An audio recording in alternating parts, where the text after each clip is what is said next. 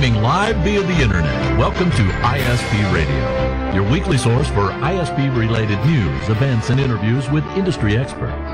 If you deliver internet via fiber optic, wireless, coax, or any other way, you're in the right place. Chat live with us weekly via ispradio.com every Wednesday at 11 a.m. Central Time. And now a brief word from our sponsors. Link Technologies, providing ISP consulting, support, and hardware for wireless ISPs. TowerCoverage.com, providing online RF coverage maps. Mimosa Networks, providing high-density, high-bandwidth radio products. Advanced LLC, providing retail and wholesale advanced communication services by matching providers with your bandwidth needs. And by Sitel, providing reliability in surge suppression.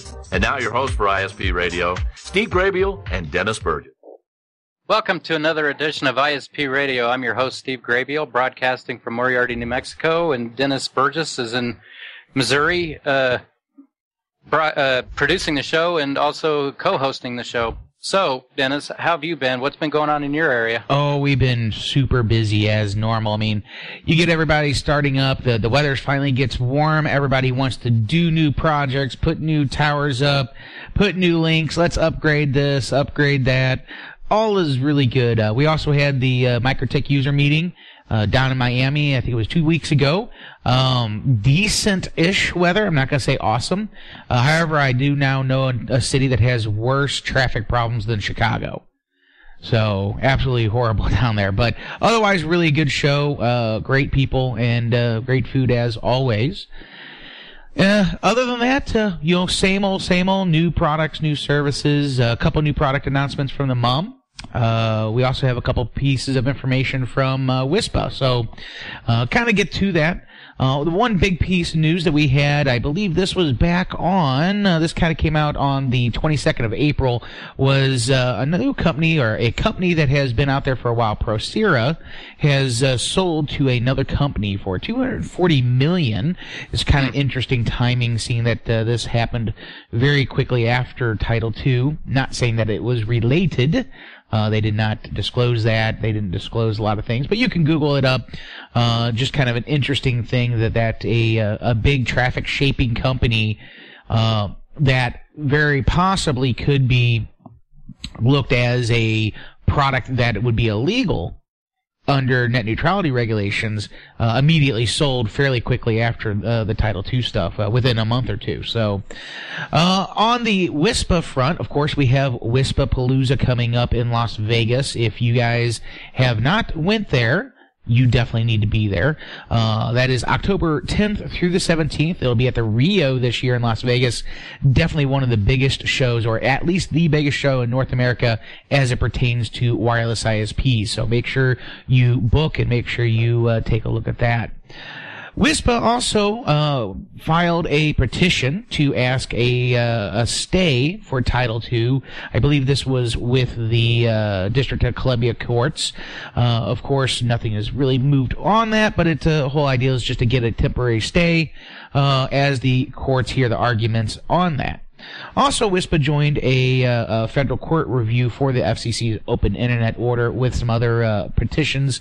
You can visit, again, WISPA.org for all that information. I believe that petition number is 15-1117, so you can definitely look at that. As far as the Microtech user meeting, all was pretty nice, but they have started offering a new product called a HAP, and this is a HAP, and this is a replacement for the old standard edition 951 that we have always used in my business and a lot of Microtech WISPs, and even Ubiquity WISPs would use the 951s to provide in-house access point, 2.4, 5 Ethernet ports, and then also power the gear on the outside of the house. Really great product. And that product is still going strong, but the HAP and the HAP Lite is coming out. The HAP Lite is going to retail, ready for this one, $30. That is the retail price of that. And then they're going to have a HAP, which is the non-light version. That one's going to have the PoE out. And it's going to be one of the very first indoor consumer device, very low cost again, with both 2.4 gigahertz BGN and 5 gigahertz AC in product built into it. So we're going to have shortly a very small form factor, dual band, 5 gigahertz and 2.4 with PoE out product from Microtech for your home or small business needs in those cases. They also announced the QRT AC and a Dynadish AC. These are basically augment their product line in the AC market, giving higher gain on the dish or on the panel. So higher gain CPEs, basically. Of course, there's plenty of other products to choose, and half the time when you go to these types of shows, it's not necessarily the show. Like in this case, Microtech, they had some great information. They have a new feature, it's basically a fast tracking of NAT system that allows their 2011 product to do full gigabit NAT speeds for the fiber to the home market. Originally, the 2011 actually has a very powerful system, but the NAT subsystem was fairly inefficient. In version 6.28, they released this fast NAT product, which is a new version of this, and again, the goal was full gigabit speed through the 2011 router. Again, $100, $89, something like that, and you have a gigabit wireless fiber to the home CPE. Not a bad way of going. So they did that, but a lot of the other data really came from all the vendors. Lots of new products, lots of interesting products out there as well. Link Technologies, my company, we have announced the product called a Backup Buddy. It's a very small UPS that has PoE out on it. So the ideal is that you have a small site or even several sites. Instead of buying one large battery, you have literally a little unit that can run. In our case, we had 3 APs plus a 750 on it. It would run it for like 7 hours. And they're very, very small form factor. And they're the PoE injector as well. So you kind of take care of multiple multiple jobs all at once. So with that said, there's always new things going on, and we will keep you guys apprised to it as much as we can. Steve, what else? I know we got a really good conversation today. Yeah, just a question about the new HAP. Is that like in competition with the Unify? Is that the application that we would use the HAP in? Actually, not really. Microtech already makes a product called a CAP, C-A-P, okay, and a MAP, M-A-P. And both of those would be more like the Unify product because they are designed for either inline installations or like ceiling installations, very similar to a Unify product. Can you daisy chain them, or do they require home runs? The MAP you can daisy chain. And it'll daisy chain the PoE? It'll daisy chain the PoE, yes. Wow. Yeah, I mean, we already did some installations where we have a 2 amp PoE injector, and we go, I think it's about 400 feet total down a hallway, for it was actually a nursing home, if I'm not mistaken. And we went down there, and then I don't know if it was like 50 feet or something like that. Every 50 feet we put a map in, and PoE right back out.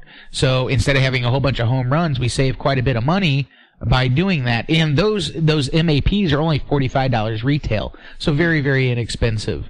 But really the HAP, the HAPs are really going to be the replacements for like the 951 product line, which is 2.4 gig multiple port gigabit Ethernet ports, things like that, and it's a lower cost. And actually, I apologize. The HAP Lite, which is the one with only a dual chain 2.4 gigahertz, that one's the retail's only $21.95.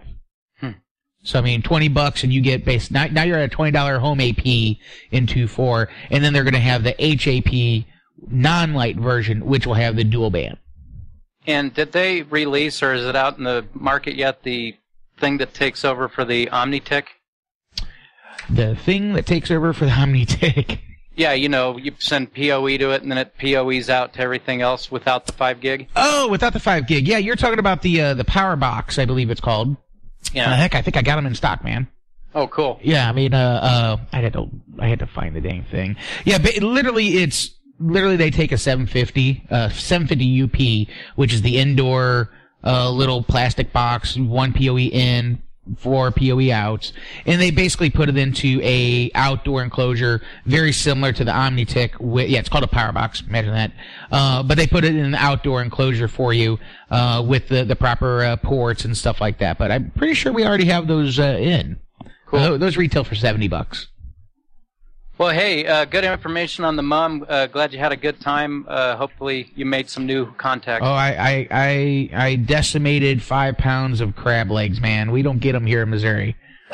Did you check your cholesterol? Yeah, well, at that point in time, I wasn't too terribly worried about it. Well, today, folks, on the show, we have a special guest, Frank Ortman. Frank was someone that I found on a mailing list here in New Mexico, on the First Mile list, that is a proponent of Title II.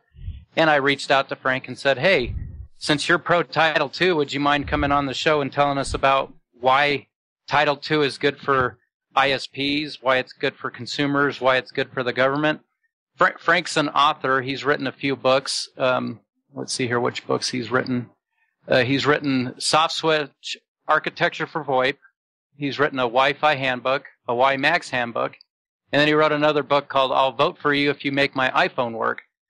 So Frank knows what he's talking about when he's talking ISP stuff. He's been in the industry for 30 years. He lives up in Denver, and he's a, correct me if I'm wrong, but you're a consultant to WISPs. Is that right, Frank? And welcome to the show, Frank. Appreciate you coming on. Darn glad to be here, guys, and really looking forward to it. And let me plug one other book, I'll Vote for You If You Make My Netflix Work, a free download from my website at wmxsystems.com. Yeah, so go check that out, guys. It's very appropriate. So, like I said in the show, you are pro Title II. Can you just go into a little bit about why it's good for ISPs? Well, let me start with why it's good for consumers. And let me put on my consumer hat here. Living in the big city, you're getting some really good internet from a very large cable provider who throttled my Netflix last year. And I have one of those Sam Knows boxes from the FCC that gives me a monthly report. The most recent one I got told me that even though I was paying for the 50 meg package, my average download was 111 megs. So imagine my consternation as I'm watching Breaking Bad on Netflix. By the way, that's the way we watch, quote, TV here. I still haven't taken the set-top box out of its cardboard box. It's sitting in the pantry gathering dust. And that's how we watch, quote, TV here at our house. Anyway, there we were watching Breaking Bad, and Heisenberg's about ready to blow up Tuco Salamanca because he disrespected Jesse. And even though I've supposedly have 100 meg or I'm paying for 50 meg service, here's that little button on the Netflix telling me, oh, you've only got a meg. Oh, you've only got 200 kilobits. And my show is hanging there and hanging there and hanging there.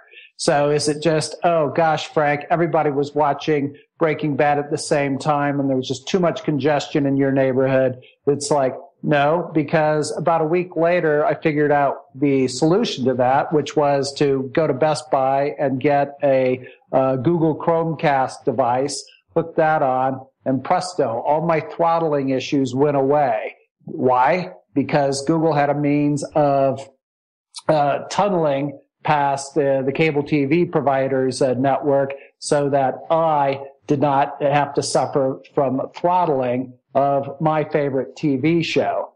Right. And yeah, so that's number one. And I want to keep this real simple, what the FCC is saying here. They call it the bright line rule. So no throttling, we covered that.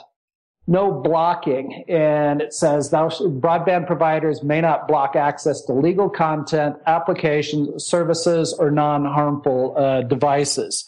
And as a 10-year Navy veteran who solemnly swore to uphold the Constitution of the United States against all enemies, both foreign and domestic, it kind of worries me that if you have the power of access to the internet concentrated into, let's say it's a half dozen companies that control most of that. And I'll go back to the early 2000s and the run up to the Iraq War and what was going on politically. I'll point out what was happening with Quakers. Well, they opposed the war. And guess who ended up being some majority of people on the no-fly list? Quakers. Well, the same thing could happen with the Internet. It's a matter of, well, the executives of pick any one of the top 6 providers, AT&T, Comcast, etc., don't like your content. Well, you could find your website blocked. You could find access to your YouTube videos to be really slow, etc., etc. And if we want to stick to it's strictly private enterprise, they can do whatever they want, then there's real trouble in our ability to express ourselves. Then the third leg of the Bright Line rules is no paid prioritization. And kind of the same thing as we saw with Netflix, who ultimately caved in and agreed to pay Comcast and others some unknown sum of money so that to get them to stop throttling and to make sure that they had, quote, a fast lane. That kind of practice must not happen. So I'm going to keep it real simple and say that as a consumer, I like Title II. And kind of what, but I'll stop there and let you guys dive on that. Then there's some other reasons that aren't covered in the Bright Line rules that I think could be very helpful for ISPs and WISP down the road. Well, the show's yours. Tell us about those positive benefits to ISPs. Yeah, so a number of things is that if we look at here in Colorado, much of the fiber infrastructure that goes out to rural Colorados was financed in the early 2000s in a program that started to be called Title II, then it was called MNT, and now it's called Colorado State Network. And very simply, upwards of like $35 million was made available to what is now CenturyLink to build fiber to the central office in every county seat in the state. And so what we see in a place like, one of my things that I'm really proud of, and I'll use this as an example of what was going on, is Steamboat Springs. The fiber count going into the central office at Steamboat Springs, I'm going to guess it was 144. That was paid for by ratepayer money, taxpayer and ratepayer money going into that central office. And the school district could only buy 45 megs. That's all CenturyLink or its predecessor Quest would ever sell school district of Steamboat Springs, Colorado, for $5,000 a month and not a penny less. So what I was hired to do as a consultant is to devise a plan for a carrier-neutral location that would go into the, basically we have built an alternative to the central office with redundant fiber through resellers and a third-party fiber provider coming in there. And then through that carrier-neutral location, the school district, the hospital, Colorado Mountain College, Routt County government, City of Steamboat Springs, now buys gigabits for about $5,000 a month. In other words, the price of bandwidth went from $111 a month down to $5 a month. And the bandwidth that the school district now has access to is a gigabit, not a DS3 at 45 meg. So my point is, here was a case where you had a provider, namely CenturyLink, that had access to fiber optic cable that was paid for by not them, not the shareholders, but the ratepayers. That is, all of us who get dinged for upwards of 20% of our monthly bills to telecom providers through Universal Services Fund. And we were paying for all of that, and yet the I'll call it the ISP, CenturyLink, then would play this gross monopolistic play on that. So what's unfortunate is that we, the taxpayers, have been paying for that infrastructure, and yet we can't get the benefit out of it. And so what I'm getting up to here is Title II. The way I would like to see it happen is, yes, there is some sort of intervention on the part of the government to represent consumers and say, you, CenturyLink, the ISP, who have got all this money to pay for all that infrastructure and now playing the monopolist at $111 a meg per month to our school district, you must now make that dark fiber available to your competitors, just like we told you to do that in the Telecom Act of 1996, when the last mile was opened up and T1s were made available via the Telecom Act and the designation as a CLEC, and rather than paying the retail rate of $1,000 a month for a T1, the designated rate is, I believe, was $90 a month per that. And without the Telecom Act of 96 and the government opening up those monopolistic structures, I don't think we'd see anywhere near the count of ISPs and WISP that we see today. So I want to say, what's wrong with not throttling, and what's wrong with not opening up or opening up the multi-strands of fiber that are out there that could be made available to influence a much more competitive environment in the last mile markets, particularly for WISP. So imagine you're a WISP, and rather than having to deal with a CenturyLink that wants to tell you, yeah, you need a T1, 1.5 meg, I'll sell that to you for $1,000 or whatever the case may be, that maybe you could have, get your cost per megabit per second in the wholesale market down to less than $1 a meg. So I think there's a lot of positive aspects of having Title II for the WISP ISP market.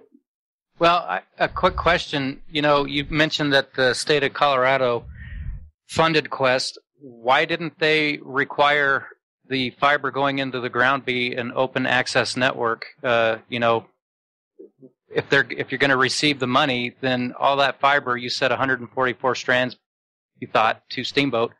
Why wasn't that an open access network where anyone could cross-connect on a piece of dark fiber, or even right along a different light wavelength?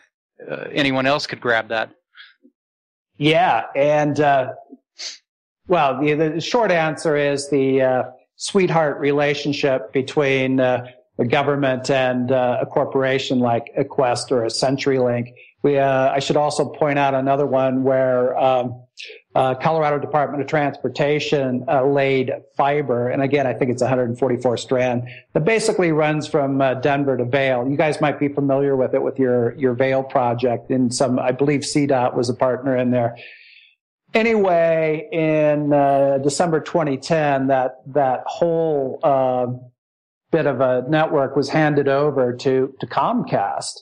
And my clients, Gilpin, Clear Creek, and not Jefferson yet, but Gilpin and Clear Creek counties have been going round and round with Comcast and CDOT, looking for just access to just one strand of that fiber, so that they, the public sector, the school district, the county governments, et cetera, could connect to the internet in Denver and not have to pay the monopolistic pricing that they have to pay.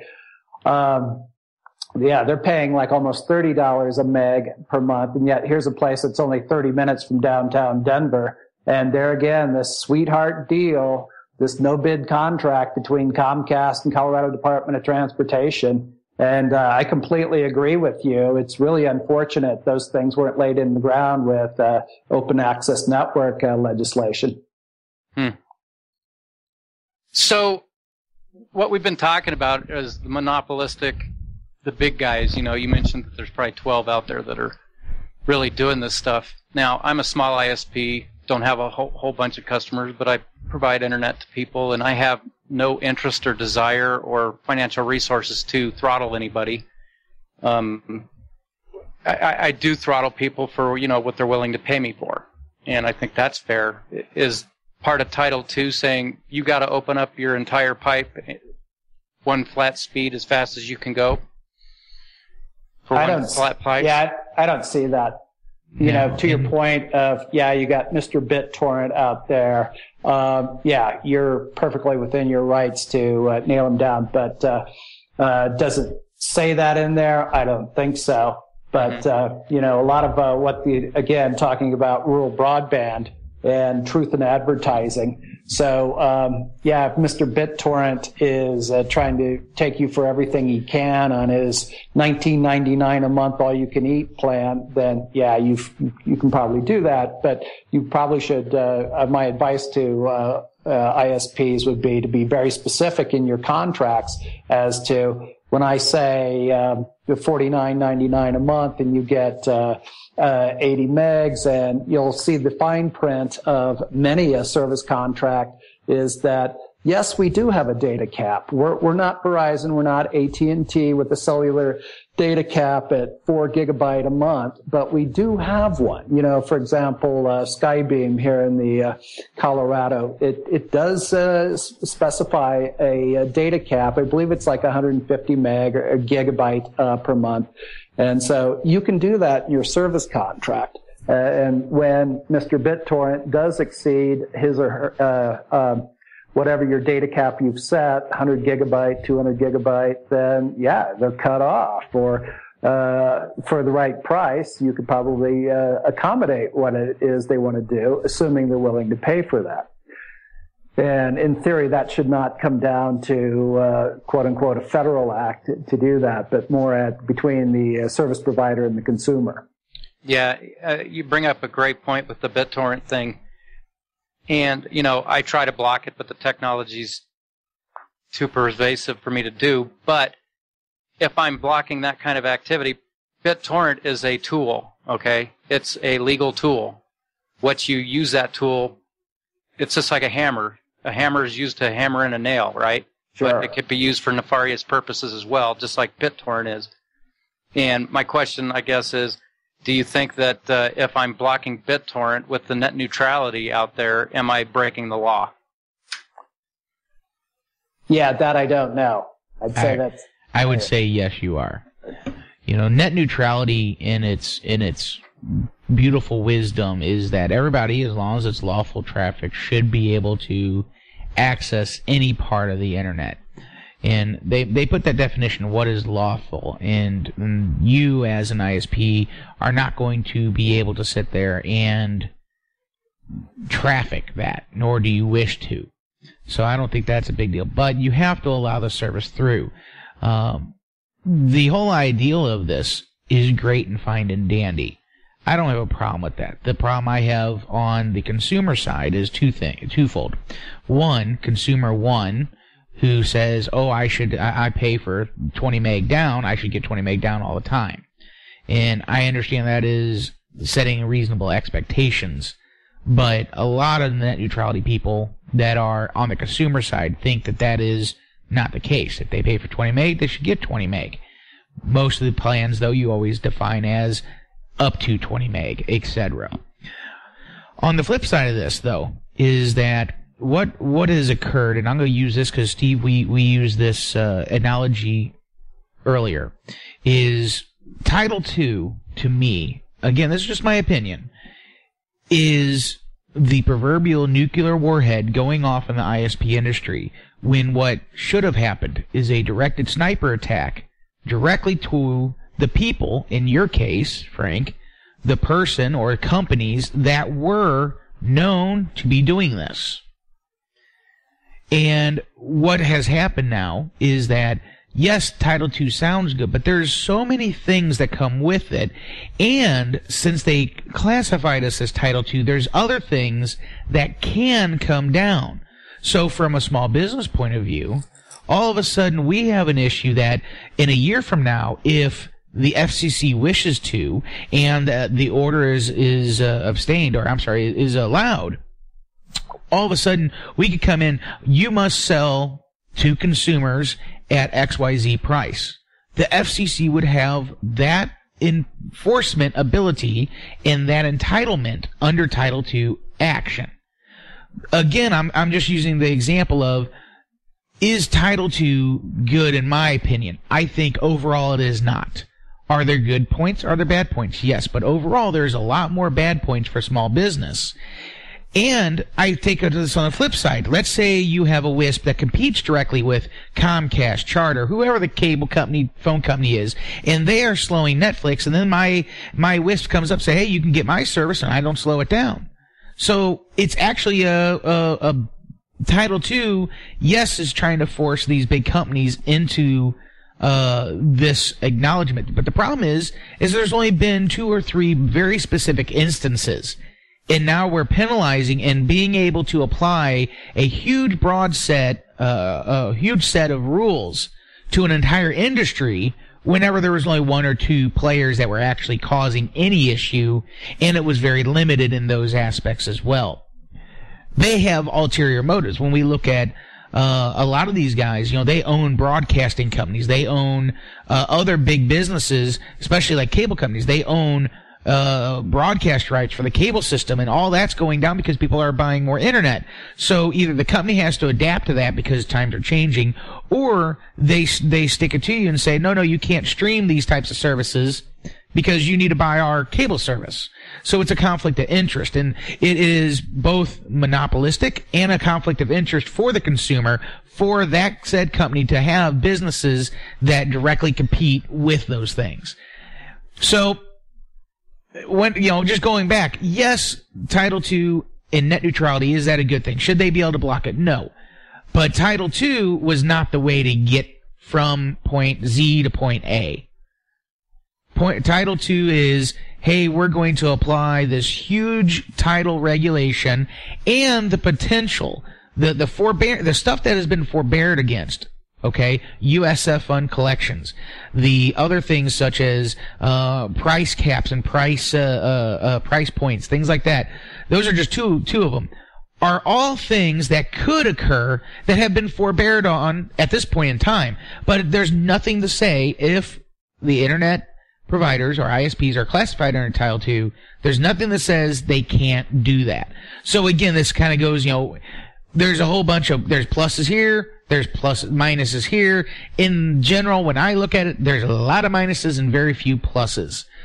On the fiber side of things, going back to that, yes, the funds should have been required that they be open, but that was not what the case is, and the person who really screwed it up was whoever allocated those funds. Wait, this was the state of Colorado in your case. I guarantee you it's 18 other states or 20 other states or all 50 states. I guarantee you nobody said it has to be open. However, on the flip side of that, I also have companies that they will not light up fiber because it costs them money to light up more fibers until one fiber is completely used. So here in St. Louis, AT&T has an extensive fiber network. Can I ride on that fiber network? Of course I can. Do I buy wholesale, or am I going to just be entitled magically to a wholesale price? No, I'm not. Okay? And how can I be? Well, I become a CLEC. Then I can get a wholesale price. That is my choice to either become a CLEC or not. In my case, the work and the requirements to become a CLEC is not worth the benefits, the cost savings I'd get in the limited use of those. But AT&T does not sell dark fiber. There's no such thing as dark fiber. They only sell lit circuits because they can get more revenue out of lit circuits every time. And not because they charge for it, even though they do. They get it because they will max out every strand and they control every strand. If they just sell you a piece of dark fiber, you go there, put a 1 gig circuit on it, it's done. Okay? It's your strand, you can do whatever you want with it, and yes, you can multiplex it, but nobody else can use it. So think of it this way. If you have 200 miles of dark fiber and one person is, and you just sell the dark fiber, you only have 144 pieces. That's it. Or however many strands. And you're done. What if you only need the gig? Well, if you only need a gig, they can simply multiplex it in a lit circuit, send it on down, and now they can sit there and multiplex 30 other customers on that same single strand. Okay? And maximize the usage. I'm not saying that that's bad or good. I'm just saying that they should offer a wholesale pricing for lit strands and have a way to get there. And typically the way to get there, though, is becoming a CLEC at this point in time. Right. So there is a method of going about that. And Title II is not nothing new. We can get access to that fiber. It's just not the way you want. I do also understand that there are other issues in other specific circumstances, as you had said, where the incumbent is not being just incumbent, but incapable. Okay? And I do understand that. And that's where these open fiber networks should be. They should be outside of a carrier. They should be outside of that, funded by the government. Hey, that's fine, but it should be outside the local carriers, and they should be able to do that multiplexing, etc., to maximize the usage of that and to get that money back. When we look at all these fiber projects all across the country, by municipalities, by cities, by counties, states, you name it, almost every one of them has this magic number that they're going to make money after 20 years, maybe. Okay? And in 99% of the time, these companies go bankrupt. The state can't fund it anymore. Operations cease. It is because there's not enough demand for that fiber to put it in for that money. And I understand what you're saying. Hey, I get this 50 miles of fiber. Why can't we access it? If they put it in, it should be accessible. But the original problem is why does Comcast have a monopoly on it? That is a state and local government issue that needs to be attacked. And I would really, if you really need it, then I say it needs to be attacked. Go to your congressman. Let's get that taken care of.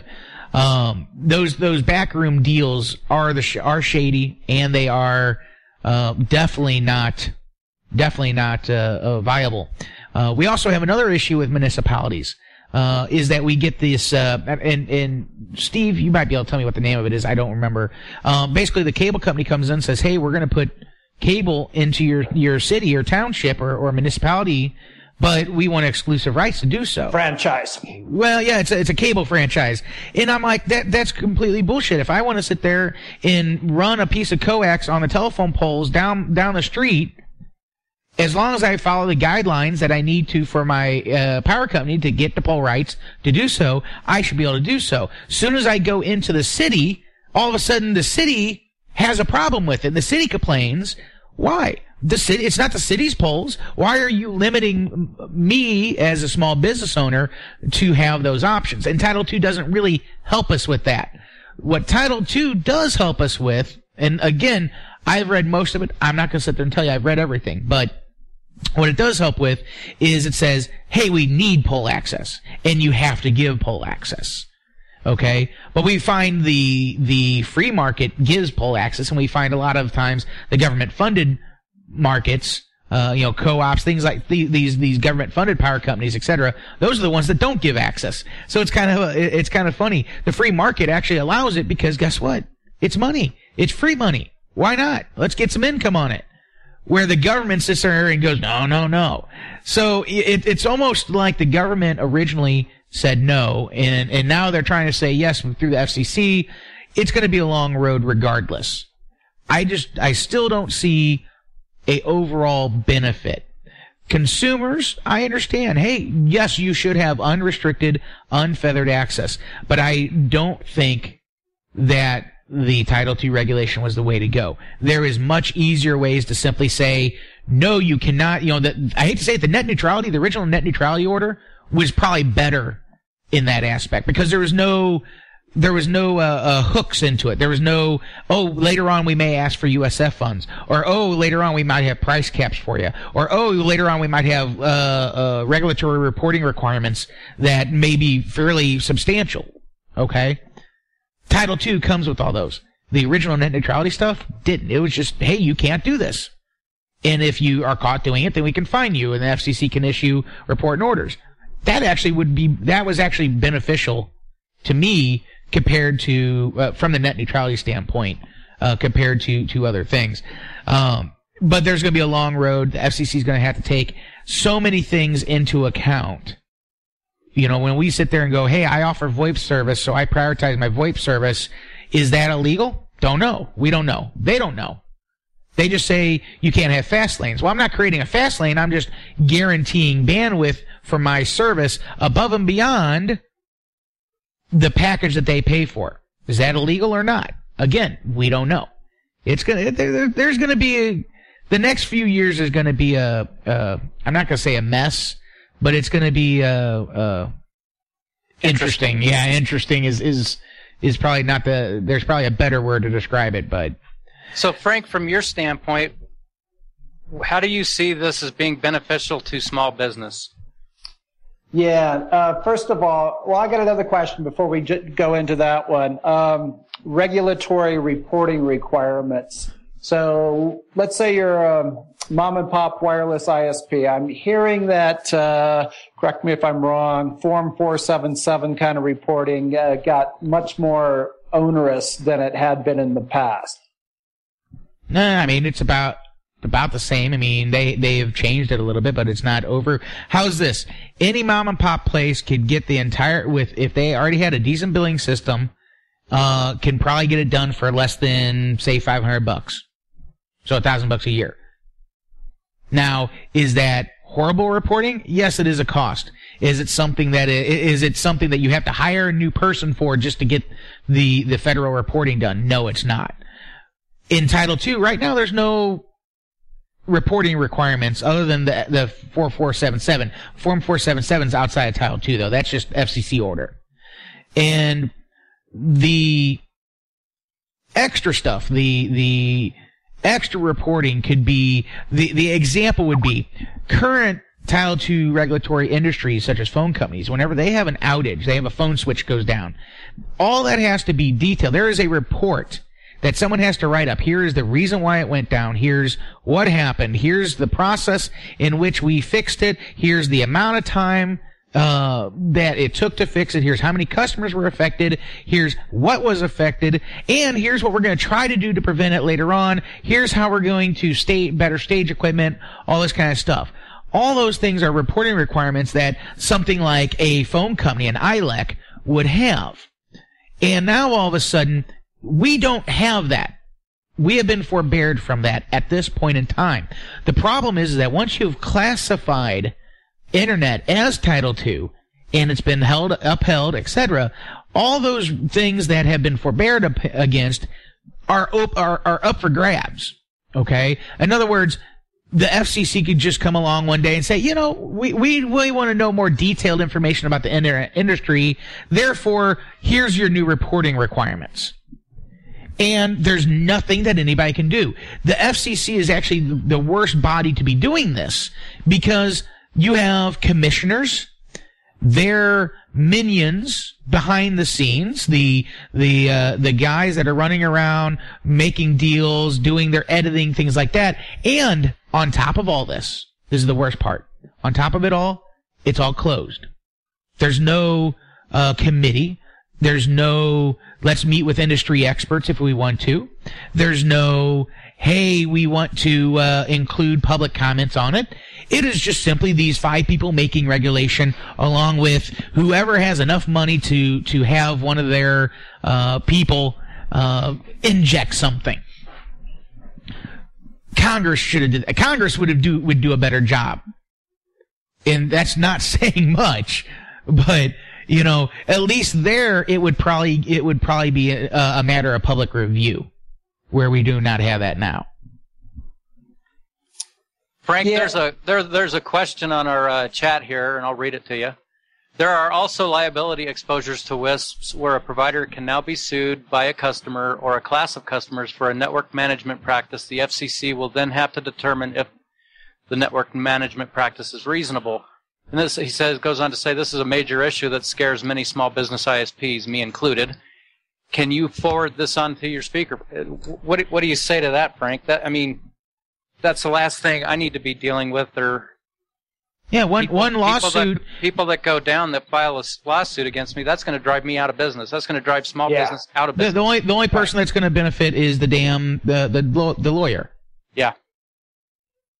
Yeah, well, let's back up here, and what I want to, and this has been a lot of the discussion over it, and because that was like a lot of the fear, uncertainty, and doubt, and I completely hear you about the telephone thing because I also have clients who are rural telcos out in the eastern plains of Colorado, and that's exactly their complaint is, oh my God, I've already had to hire another person. So I had to go from a staff of 3 to a staff of 4 now just for that one person to file all my FCC telecom Title II stuff.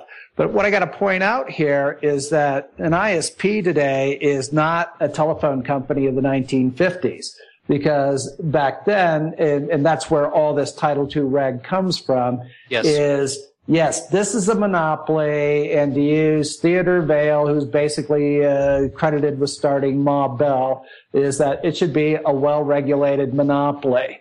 And if I've got static on the line, or this monopoly wants to jack my bill up, gosh darn it, I need somebody to help me. I need somebody to be on my side, so that when they double my rate as they did to my dad out on the farm in Iowa, I need somebody that has the clout to make things work the way they're supposed to, so I do have lifeline service, and B, that it is something I can afford.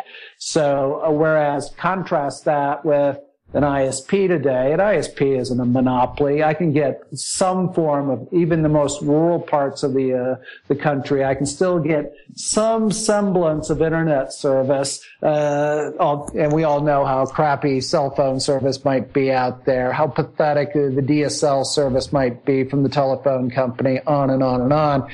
But I want to say the ISP, the mom and pop ISP of the 21st century America, is not the telephone company of the 1950s or before, on which Title II regulation is founded on. Absolutely. No, and that's the thing. If they want to regulate us, create new legislation. Don't try to lump us into a 70-year-old or older regulation, write a 21st century regulation. Yeah, Telecom Act of 1934. The Telecom Act of 1996 is only a slight rewrite of the Act of 1934, and the word Internet only appears twice in the Telecom Act of 1996.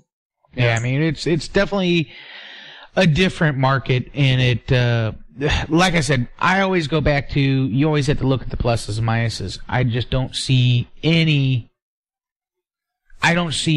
I see very few pluses, very, very few.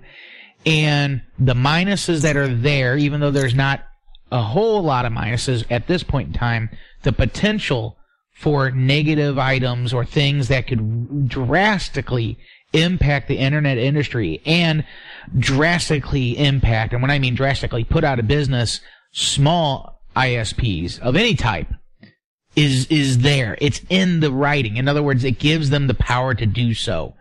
And all they have to do is say, let's do it. I'll use another piece here is that, the things like we call what's called bright line rules, which is open internet rule, things like that. Those are all really, really great. But also in Title II, it gives the power to the FCC, these chair people, the commissioners. That's it. And there is so much stuff that's up in the air. Think of it as, like I said, what is fair and reasonable network administration? What is any of this type of definition is not done. They're just going to take it on a case-by-case basis. But what happens whenever you have a person like Steve, or even one of your ISPs with 1,000 users on it, okay, and all of a sudden they get sued by one of their customers, they get filed information, and now that owner has to hire a lawyer, reply to all these things, and ends up spending, $20,000 just to try to fight this or try to answer the question. Because if he doesn't answer, now that's a whole nother ball game. Now he's in contempt and all this kind of stuff, and he ends up getting fined regardless. So he's just trying not to get fined, but he's spending more money than probably what the fine's even going to be, just trying to fight it. Now that's fine for big companies who can afford that. Okay? But those are the ones that are doing the monopolistic practices. I can tell you right now, I know a number of wireless ISPs that have straight out told me that they get more customers from the DSL providers, from the cable companies because of really 3 reasons. 1, they're actually more reliable. The WISP is more reliable than the cable and the DSL provider. 2, they don't have a cap. They never say they have a cap. They don't have a cap. Are they doing best network practices? Yes. Are they designing their network for that? Yes. They're designing their network for an internet-based system, not a old legacy system. And 3, the simple fact is that they don't get the slowing down. They don't get any of this other issue or any of the other issues that you have mentioned with the ISP, because the ISP has one goal: deliver good internet. Whenever you get a ISP that also sells cable TV, that also sells video on demand, they have no interest in allowing Netflix to run over their network for free. Why would they want to do that? They're taking money from their other businesses. Why would they do that? This is the problem. This is hey, we are doing too many things, and because of that, we can control and influence how the internet flows. And I do agree that is bad, and I do agree net neutrality in a good form is very, very good. There's not a problem with that, and it should be enforced. But again, this is the FCC using a nuclear warhead to blast a problem versus a surgical strike to prevent the problems that were occurring from occurring in the future. Well, I think in reality, from my opinion, it is a nuclear option, but it's all in a guise to take control of the computer network, period. You know, what better way to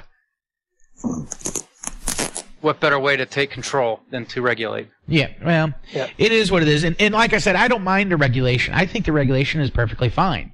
Okay? I think what the bad thing is there is no oversight to the regulation, especially with the FCC. There you go. I think that's so. Take that another step is the FCC. You know, we do have commissioners that are on our side that think this is bad. It was a split vote. Okay, it's all, you know. There's pluses and minuses, but in general, it's all backroom deals and closed doors. Yep. And that is not something that we should have. That's not beneficial to ISPs or even consumers. Nope. So there you go. Anyway, Frank, what else you got for us? Come on, man, give it to us. Yeah, here's a good wrap up, kind of, and I'll call it the koan that I'm sure the what's the sound of one hand clapping. I want to leave everybody with. Is let's say there's a cosmic accident and you're a rural WISP and the president calls up and says, hey, Tom Wheeler is not feeling well today and he gave me his resignation and I'm hereby appointing you chairman of the FCC, and there's only one thing I want you to do between now and when the administration ends, and I want you to make sure every school kid in America at home has access to FCC-defined broadband at 25 meg down, 3 meg up. They're smoking crap. I don't care how poor you are or how way the heck out you live, that must be delivered. So how are you going to get there? How are you going to get to that point so that you can't? And I grew up on a farm in Iowa, and I thought I was pretty smart till I went to Iowa State, attempting to pursue engineering, only to have my head handed to me by kids who went to Des Moines, Chicago, Davenport schools. So this is kind of how do you make sure every American is going to have access to adequate, i.e., 25 meg down, 3 meg up internet? You're not. I don't expect an answer. My answer is, at this point in time, you're not. There is no way it's going to happen. First off, your definition is screwed up. There is no reason to need 25 meg down. Okay? I understand. Is it nice? Yeah. Is it faster? Yeah. But can you do full video conferencing on a 2 meg circuit? Sure. It's not a problem. Okay? I'm not saying 10 meg is better. I'm just saying 25 is just an insane number. And I really think the only reason why that number came about is because the cable companies can provide it and the DSL providers can't. So there's lobbying, there's backroom deals back there going, hey, if you raise this, that means us cable operators can get this funding. But now all of a sudden these DSL providers can't because they can't deliver that speed in any distance or any direction unless they upgrade their whole network and their whole system. I mean, here AT&T Uverse here in St. Louis only delivers 14 meg down. So that's the latest generation they are saying. I'm sure there are other technologies, they just haven't deployed it. I understand that that's a goal. I also sit there and go, if you have made the choice to move to the country, then you have made the choice to go out there and to have whatever internet is available. And if you didn't do your due diligence to verify that you can get internet there, then you have nobody to blame but yourself. I'll use a good example, which is my example. Okay, I recently built a home 2 years ago, and one of my criteria, of course, I have to have high-speed internet. What do I do when I look at a piece of property? I literally pulled my cell phone out and go, look at that. That's one of the towers that I know WISP is on. I can see it's about 8 miles away. I pull out my cell phone, and it literally sees the 5 gigahertz signal from that tower. I bet you if I can see the signal, I bet you I can, with my cell phone, I bet you a bigger receiver will work. And that's what happened. So, I mean, I have very good internet. How much do I actually use? I bet you, in general, if you looked at my average on a month, I bet you my average would be 2 to 3 meg, if that. Okay? Are there spikes to 50, 60 meg? Sure. Okay? Those are downloads. Would my day-to-day, if I sat there and went, okay, I sit on a VoIP line all day long, I connect to internet devices all over the place. The one thing I probably don't do, that some people do, is move large files all day long. I don't do that. Therefore, based on my need, if I had a 2 meg DSL or a 2 meg circuit, I would be fine. I would have everything I need. Could I go to online school and do their video conferencing? Yes. Can I go to meetings and go to webinars? Yes. Can I do online school with that? Yes. Okay. Where they define the 25, there's again some very specific dealings of why they made that ruling. And to be perfectly honest with you, other than VoIP and online gaming, there are alternatives, both wireless, satellite, etc., that do cover most of those other areas and would be perfectly acceptable for online schooling. So I understand that maybe someone sat there and said, hey, let's do that. Do I think it's a cop-out? Yeah, I think it's just a cop-out. It's not a good reason. Just because you say somebody says it doesn't mean that you should.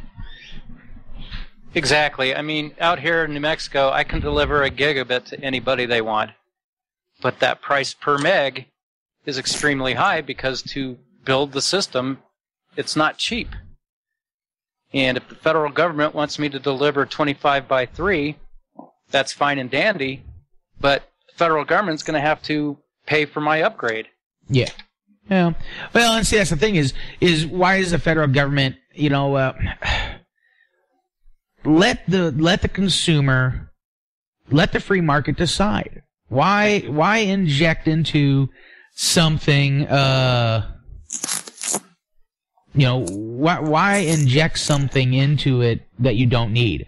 I do think that if the government wanted to build other networks, sure. But, in many cases, I find a lot of these, especially the fiber networks, they just go completely unused. Or somebody else, and I'm not saying it's in all cases either, but most of them I've seen, they go unused or unneeded, and then they sit there and they go, well, we haven't made any money for 10 years, what the heck? Well, no, you spent, $4 million putting in fiber and you're charging $50. What do you expect? And no one's going to pay the $200 for this. Let me jump in there. One more rant against the machine. Just so that nobody confuses me as being a great proponent of the FCC, I found it really interesting when they kicked off the Connect America Fund thing, and I filed some applications on part of some of my clients. And it just this is what should have every tax and ratepayer fuming. I'll pick on Custer County, Colorado. And that's the town of Westcliff. Well, in Custer County, their population 5,000. CenturyLink gets $2 million a year in federal high-cost support fund, and probably another $1 million from the state to do landline telephone service. So how do you guys feel about that? I'm not into subsidized big guys. Well, we've even had people, there's been a number of reports where, especially these telcos, what they'll do is they get $60 per month from the government as long as that phone line's on, and then they charge the customer $40, okay? And the customer's been paying for it, then you turn it off, and then you go back 3 months later and you pick up that phone line and it still has dial tone on it. Why? Because it's more money for them to leave the dang thing on and you not pay and get the money from the government. I understand the original point of the ILX was to bring phone service to every address. That is the requirement for most ILX, is that if it has an address, they must have access to 911 services at the very minimum, which means a phone line. Okay? You don't have to have a phone line, but you have to be able to have a phone line that dials 911. Now, if you don't request it, then they don't have to put it in. But if you request it, they have to put it in. And that is originally what those USF funds was for. The problem is that they lob everything in there and they collect it for, decades. So the government says, okay, to build out to this customer, it's going to cost you $20,000 to build out to this customer. Great, we're going to give you $80 a month, plus the customer's going to give you money, and they've been collecting it for 50 years. Or however long USF has been going on, who knows how long.